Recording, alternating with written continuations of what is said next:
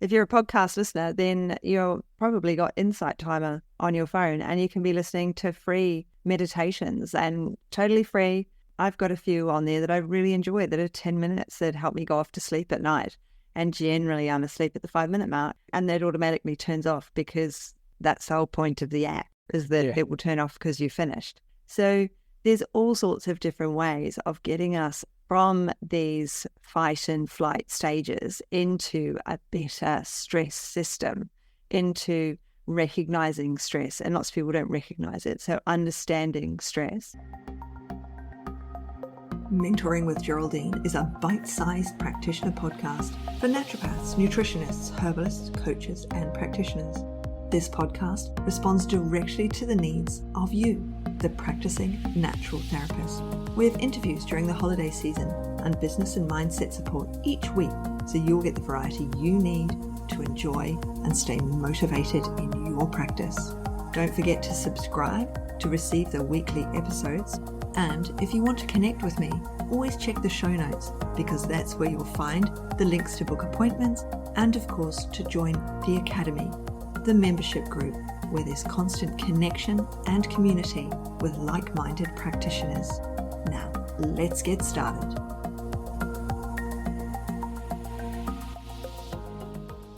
Hello, everyone, and welcome to Mentoring with Geraldine and the Bite Size Podcast. How the devil are you? So with much excitement, I have Brad McEwen back with us today. So we are at part 3. So head back and listen to parts 1 and 2 if you haven't already done so, because for these 5 sessions, we're really talking about mental health. We're talking about all the parts of mental health. And Brad has been a practitioner for the last 25 years. And so he's had a lot of experience in this, as well as co-authoring papers and writing a lot about mental health and how we can support it as practitioners, as naturopaths, nutritionists, herbalists. And if you're part of the general public who's listening in, then hopefully you're finding out what we do and how we can help you. So today's session is a bit of a round up of what we're talking about, because we're talking about stress management through naturopathy and nutrition and herbal medicine. We're going to really unpack the impact, let's try and combine words here, of stress on overall health and exploring some of the techniques and some of the other things that we can use to help address stress effectively. So thank you so much, Brad, for coming and joining us today, and let's get right into it. Thank you for the introduction. A very much exciting topic to talk about today, stress. I'd also like to start off with saying I've enjoyed the first 2 sessions as well. It's been a lot of fun. Yeah. And I love doing these things. And while you're doing the introduction, and maybe think back to a 2005 paper I wrote, so nearly 20 years, on mental health in children and teenagers. So you just sort of brought that memory back when you said that. I went, oh yeah, that is that long ago for that one. So, and it just made me think about, I had a short amount of time to write it, so there probably was some stress in that one, which leads to our topic today. So stress is an exciting topic because stress is everywhere. It's mechanical, physical, emotional, mental, it's holistic, it's everything. And without stress, things don't grow and develop. And with too much stress, the opposite can happen. It can degrade and break down. So there's that fine line with the stress line. Even if you look at because we like to talk a lot of off topic, the continental plates with earthquakes and that, if there's a little bit of stress, it's all right. Too much stress, they break apart. And that could be people as well. When it reaches to that sort of major talking point of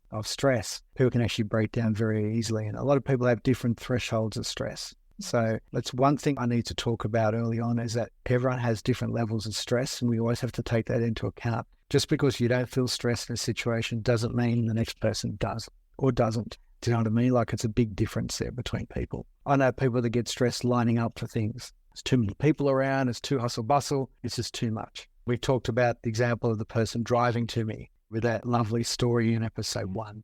Do you know what I mean? So it's like there's all different stressors and everyone has a different way of dealing with it. So let's talk about what is stress. Yeah, what is stress generally speaking? I've got a couple of notes on the side, so I will sort of look to the side a little bit. So we do try and keep on track. The one thing to talk about stress, like I'm saying, is complex. And the body tries to maintain homeostasis, which is a word we use quite regularly in natural medicine and general medicine as well. The body likes to keep within balance. That's what homeostasis is. And sometimes it'll throw itself out to maintain that balance. So if you look to the caricature of the Hunchback of Notre Dame, I know it's a different story. He's got the big hunchback, he's leaning forward. But if you look at the caricature, the head, the neck, the shoulders, the hips, and the feet are all in line with each other. It's just the humpback. The body, I know it's only a character, but the way how it's developed is everything else is all in alignment. It's just the hunchback has actually been developed due to the situation.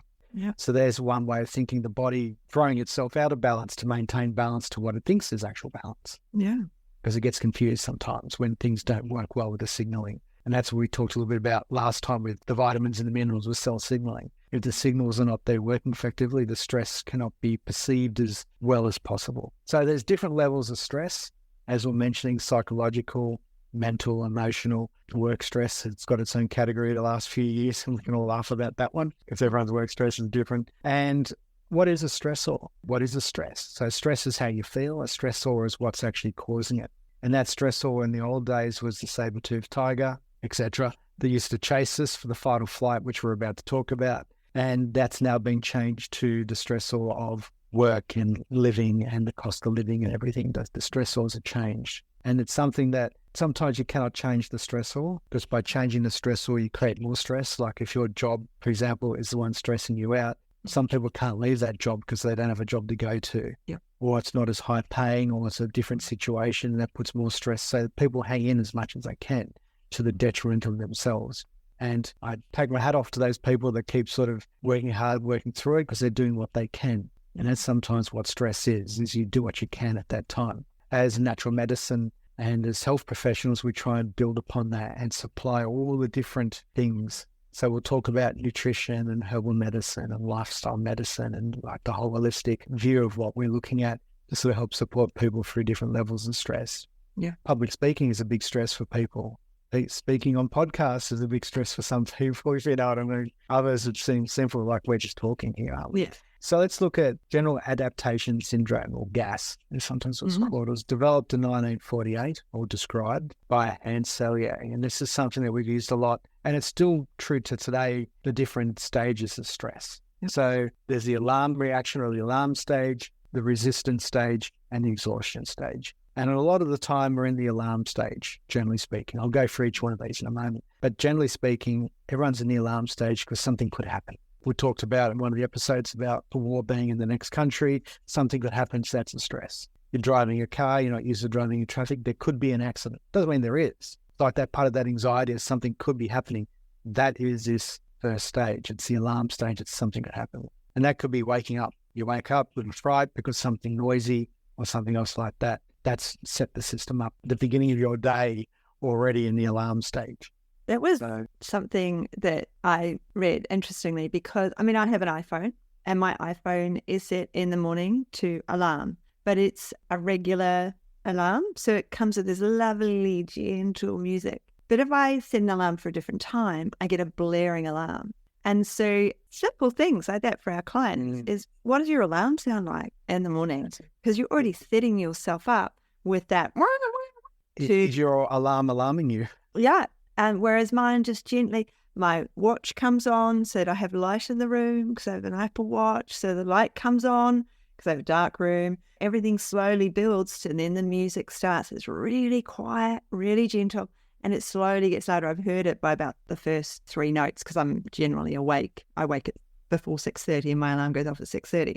So it's only actually on for a minute before, well, less than a minute probably before I turn it off. But that's a relaxation into waking. It's a gentle wake up. Yeah. So with me, if I set an alarm, I always wake up before it, no matter what time. It's like the internal circadian brain or something works it out. Me too. I could change the different times and always wake up. I find that interesting. But if you start off with the fire alarm signal or something like that as your alarm, which I know some people do, that's actually a bit of a trigger because that's a fire alarm and that can set something else up. But if you have your favorite song or, like you said, a nice gentle sort of flow into it, that's a good way to start. That's a good way of starting our conversation. It's the alarm stage. Is how do you set yourself up for the alarm as well? Some people don't allow enough time for things. Some people, it's just their planning as well, could be the alarm stage. They're not used to a certain thing. They've had changes in their life, so that's the alarm stage. So this is a process several ways in. And this is part of the fight or flight response. The saber-toothed tiger's running towards us. There's our alarm stage back in the day. Do we fight and probably not win, or do we flight and get out of the way? And that happens every single day. We make decisions. I forget they said tens of thousands of decisions a day we make without thinking. Do we go left? Do we go right? Do we walk this way? There's things that we could see, let alone actually all these little micro decisions that we're doing. And that's the ones that we actually physically make, not just the breathing decisions. It's breathing in and out. Yeah, so it's quite interesting to think of that fight or flight with all these different micro decisions that we're doing, and we're continuously doing that, like we're driving in traffic, businesses, and just shopping, and all different decisions we make are causing the body micro stresses, and we just go along with it. But when we got this saber-toothed tiger or work or the major alarm phases, that's when it becomes a bit of an issue. There's another phase now if we actually manage to keep fighting off the saber-toothed tiger in our life, and that's called the resistance stage or phase. The body tries to counteract. It's worked out. Something's going on now. I've been doing this for a while. I'm running or something, and it's the resistance phase. This is where the body's parasympathetic nervous system, autonomic nervous system. So it's all talking to each other going, what is going on here? I need to do something more. So it's now starting to resist things. Cortisol is increasing because we need cortisol to get up and we need cortisol to keep us going. But when we do too much cortisol, that's the stress hormone that we all know about. It causes further stress because it's continuously pushing us up. And the body's trying to resist that because it's saying, no, I need to keep doing what I'm doing. But there's a new alarm, there's a new something happening.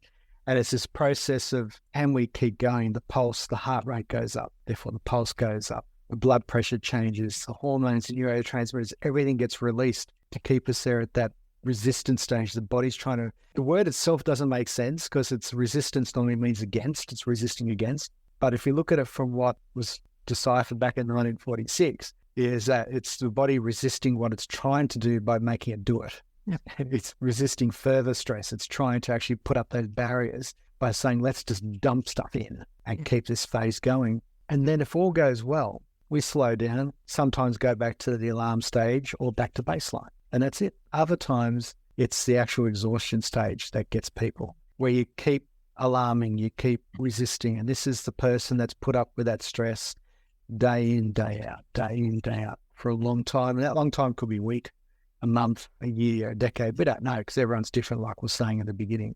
Yeah. And that's the stage that can actually lead to big issues. This adaptation capacity is individual, if I can say it like that. It's very much individual where we can have someone run a kilometre and they're fine. The next person run a couple of metres and they're totally gone because the resistance stage and everything hasn't worked effectively. The alarm stage is the gun going off for the race, for example, and the resistance is keeping you going. And some people don't have that capacity. And that's now heading towards what we call the exhaustion phase. And some people teeter on the edge of that pretty much every single day. Yeah. Some people are always alarmed. Let's imagine they're more the anxiety people, possibly, that they're all in that alarms jittery stage. They're getting there, then they bring it back. And in regards to stress, and we're talking depression, mental health is our main series, and depression is a sort of element of that we've talked more about, is we're getting to that stage where the body's not able to adapt anymore. It's not able to keep going. Yeah. That's that exhaustion phase. And that's when you see that person go to bed for that week, or they literally crash on the floor onto the lounge and they don't move. And they need that recovery phase. And the recovery phase is not included in the adaptation syndrome. Yeah. It's not actually included in that because recovery is seen as a normal process that should actually be happening. So it's not actually seen as a separate stage. Yeah. You should be alarmed and recover. You should resist and recover. You should exhaust and recover on paper. Yeah. But when we're talking for real people, this is a process that really is difficult to work with. And when the person comes to you, when you're a health professional in this situation, and a person comes to you at any one of these stages, we need to be aware of what stage they're at, if we can work it out. Because some people are in that, what we call subacute, where they're shuffling back and forth through all the stages. Yeah. If we know what the different stages are, we can then go from there and say, hey, let's actually work with this person. And at the same time, work on their alarm stage, resistance and exhaustion all at the same time. Or you can actually turn around and say, okay, there's no way I can work with this person on total holistic, which is what we try and do. We're not able to totally holistically help this person because it's going to be too much for them. Yeah. We need to relieve or calm the alarm stage, or we need to support the resistance stage, or we need to support this. And that's sometimes a hard decision for us to make, where we want to help them in all areas, and we have to turn and sit back and go, actually, we need to go against our holistic nature and go holistic nature. We sort of go that smaller side and sort of focus more on what elements of that person's health we're looking at. And it could be just balancing out the neurotransmitters and hormones through our magnesiums and B vitamins we talked about, ashwagandhas and gladiolas, which we talk more about next session, the herbs, with sort of how else we can help that person. And I try and think of it as a very big adapting process for the person to work through. I was just going to say that. It's those adaptogenic herbs and those adaptations that we can do with other modalities. So what else can we bring into the mix? I mean, we've got our adaptogenic herbs to start with. I mean, we will talk more about those next time. We'll dig that bit deeper into the herbs, and we've covered a few lightly anyway. I think simple things sometimes, which people, we want them to go to sleep. We want them to get up without the nasty alarm. So we need that time for the brain to go over everything, do what it has to do, our lymphatics and glymphatics to do what they have to do overnight. So we need to get some of those habits often in place, because they'll be going to bed too late, and, stretching it out. So we've got habit change to implement. But there's things that we can teach them. Fine, go to a yoga class. We can teach them things that help them change, like breathing exercises. So, and other holistic approaches. What other things do you use, and how do you use breathing exercises? Breathing exercises is one of the first things we should look at, because we're not taught how to breathe. So when we're born into this world. If we take a deep breath, everyone's happy in the room. If we don't take a deep breath, we get whacked on the butt. We go, and that's the way we start breathing. So we don't really get taught how to breathe unless someone tells us. We go slow down or breathe. And it sounds funny sometimes when you say to breathe to someone, they actually breathe, actually slow down and go, and then they do that. So I just get people to be a little bit more conscious of their breath. You can do the old 3x3x3, breathe in for 3, hold for 3, out for 3, or the different yoga styles of breathing. Most people can't, because they're not used to breathing like that. They're mouth breathers, or they're really quick, or they choke nearly because they're not used to actually doing it. So I say to people, start off slow, as in slow down your breath in and out. Just slow it down. Just be a little bit more conscious. Maybe sit back in your chair a little bit, open up the chest. If you're standing, that's fine, whatever way you're doing it. Laying down, just breathe in just slower and then take it in. And with some people, I say, I want you to imagine you got your lungs, and that you got your lungs and your bronchus and your bronchioles and the alveoli and all the other bits and pieces. And I want you to get your breath into the leaves on the alveoli. So I want you to sort of breathe in as much as you can. And with some people, it's only a second or two. And I'm like, no worries. That's okay. Then hold and then out. And then the next time they do it, the next day, whenever they decide to do it, they could do it 100 times a day if they like. I don't push them at first. I just get them to start doing it and just start thinking about breathing and filling those air sacs in the alveoli, getting those leaves moving, and you can feel it different. Because one thing to remember is when you breathe, there's residual air left in your lungs. Otherwise, the lungs would collapse because they're hollow, the branches and all that. So what you want to imagine when you breathe in is that you're breathing in all this fresh air, and you want to recirculate the air that's already in there and move it. I'll call it stale air. Get the stale air out and sort of move it around and breathe in. And that's partly how we breathe. We're shallow breathing. We're only just breathing. The diaphragm's hardly moving. It's just mainly just bronchus breathing. We're not taking it all in. So that's an easy step. And you can do that very easily. You're at the desk. I say to people, when you're driving traffic lights, you're at the red traffic light and you're there for a minute, 2, depending on what intersection you're at, and just breathe in at every red light. And you've already done so many red lights. And depending on how you drive, there could be a red light every set of lights. So therefore, you're breathing a lot. When you park your car, take some deep breaths. When you get into your office, take some deep, do your breathing. And it becomes automatic because, like I said, we're not taught how to breathe, but it's an autonomic process. We actually breathe naturally. So for us to actually go into the hollow pipe, because the lungs are outside the body, if you think of it that way, it's a hollow pipe. We need to force that air in and out by actually taking those breaths in. Yeah. So I mean, we do have a referral pathway there to Buteyko breathing specialists. I mean, I learned Buteyko breathing as part of my training. So it was a very long time ago, but breathing, we don't get taught it. And that's something when we look at our clients that we observe, are they using the ancillary muscles? Are they lifting their shoulders as they breathe like asthmatics do? Are they using the diaphragm? Are they breathing deeply? And are they mouth breathers? So one of the times that I get them to breathe is there's certain things you wake up, you should be moving your lymphatics. So moving these upper muscles, going with the cheeks to get everything to move because you've been lying down all night. That's a time that you can do those breathing exercises. If you've got plantar fasciitis, it's the time to stretch your feet before you even put your feet on the ground. There's lots of things we can do. That does mean perhaps setting that alarm with a nice tune 5 minutes earlier so that you can do these things before you get out of bed, before you even put your feet on the floor.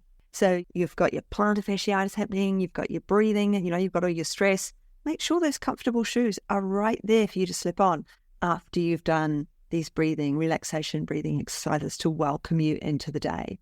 We're not talking a huge meditation session here. We're talking That's right. 5 minutes, 10 minutes max of doing these things to welcome yourself into the day. And then at night, when you lie down, you've taken those supplements that hopefully you're going to sleep on. Breathe your way into sleep. Have those deep breaths to relax your autonomic nervous system, to breathe in and breathe out fully. Like try and get rid of it all. You can't, as we've said, there's always residual air. You can never get rid of all of the air out of our lungs, but you can certainly try so that you can take those deep breaths and you can feel it going into the leaves, feel it going into those spaces. You can feel it going down because you've moved the diaphragm, and you can practice using your nose in a safe space. And often mouth breathers, because I am and was a mouth breather. I was severe asthmatic, so I had to learn to nose breathe. And one of the ways I did that, and you'll see lots of people, they take the mouth. I go to sleep with my hand literally over my mouth so that I start the process. Because with your nose, it is a use it or lose it situation, because of course, if you explain to the client, you're not breathing through the nose. So the tissues actually expand, they swell because they're trying to filter the air. Your nose is still trying to do the job it was designed to do, even though you're hardly taking any air through it. Which makes it harder to breathe. So it makes it harder to breathe. So you might try that nasal breathing either side to get the nose ready to reduce the size of those tissues so that we're breathing through the nose and the body gets used to it. And it takes time. It's learning, and it takes time. It takes a good month to learn to breathe properly. And I would say it took me 6 to 8 months of twice a day and sometimes at lunchtime, but definitively morning and bedtime. It took me 6 months to not carry a Ventolin with me at all times, for it to be my safety blanket so that I could, the city isn't far from where I am. So if I went to town, I wasn't too far from a Ventolin inhaler, but it was a good year and a half before I traveled without one, even though I hadn't used one.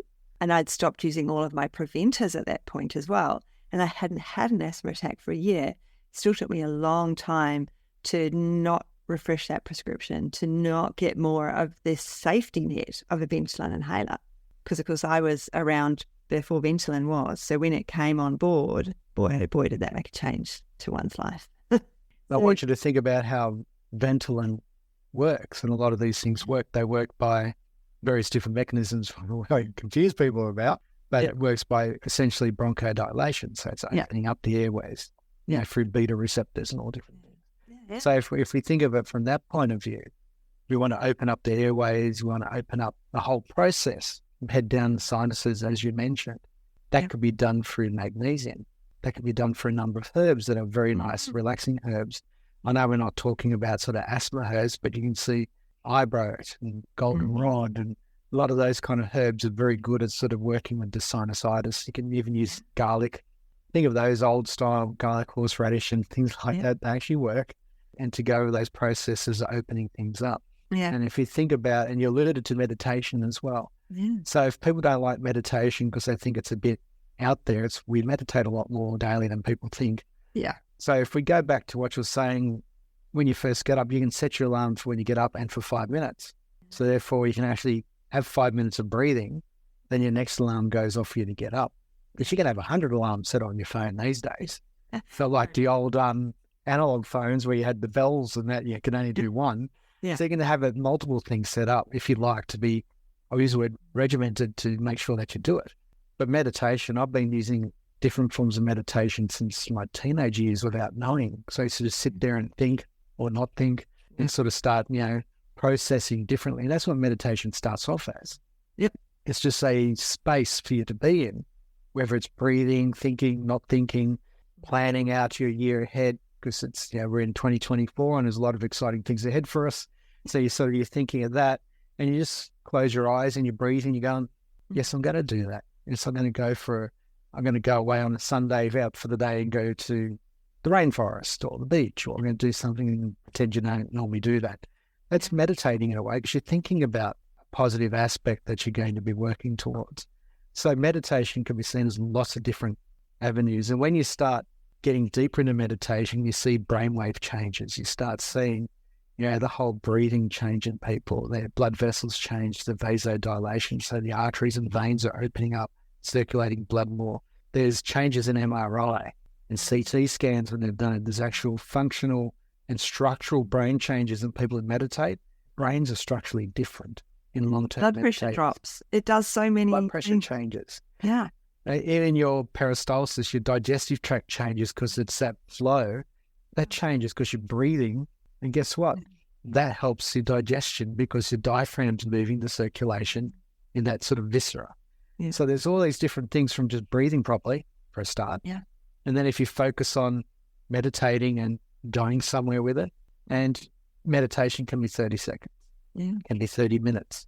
I've had friends who have done those 7 to 10 day things where you don't talk to anyone, you get up, you eat and you drink and you do basic things, but the whole rest of the day is you go into your own spot and you meditate and go off and do your own thing. And it's like silence. No one talks to each other. There's a general rule and you sort of go and do your own thing within the realm of what the retreat is.